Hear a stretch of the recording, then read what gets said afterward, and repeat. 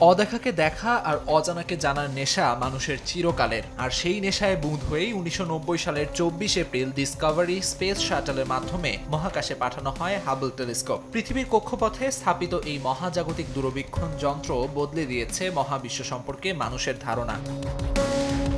Hubble টেলিস্কোপের ৩৫ বছর পূর্তিতে নতুন 4টি ছবি প্রকাশ করেছে মার্কিন মহাকাশ গবেষণা সংস্থা নাসা, যার মধ্যে রয়েছে মঙ্গল গ্রহ, তারকা বেষ্টিত উজ্জ্বল নীহারিকা রোজেট নীহারিকা এবং ফ্লোকুল্যান্ট গ্যালাক্সি NGC 5335 এর চিত্র। নাসার জ্যোতির্বিজ্ঞানী ডক্টর জেনিফার ওয়াইজম্যানের মতে এই টেলিস্কোপ মহাশূন্যে মানব সভ্যতার চোখ।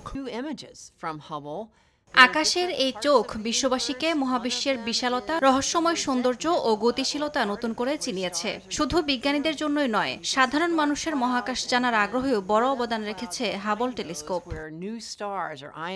বর্তমানে হাবল একসঙ্গে কাজ করছে জেমস ওয়েব টেলিস্কোপের সঙ্গে। ওয়েব যেখানে ইনফ্রারেড প্রযুক্তিতে অতীতের নিস্তব্ধ ছায়া দেখে, সেখানে হাবল দেখায় কাছের গ্যালাক্সি ও নীহারিকার দৃশ্য। এই যুগল পর্যবেক্ষণে মহাবিশ্বের বিবর্তন বুঝতে পারছেন বিজ্ঞানীরা। এখন পর্যন্ত প্রায় 17 লাখ পর্যবেক্ষণ সম্পন্ন করেছে হাবল। প্রকাশিত হয়েছে 22,000-এর বেশি বৈজ্ঞানিক গবেষণা। আমিরুল ইসলাম আলিফ, সময় সংবাদ।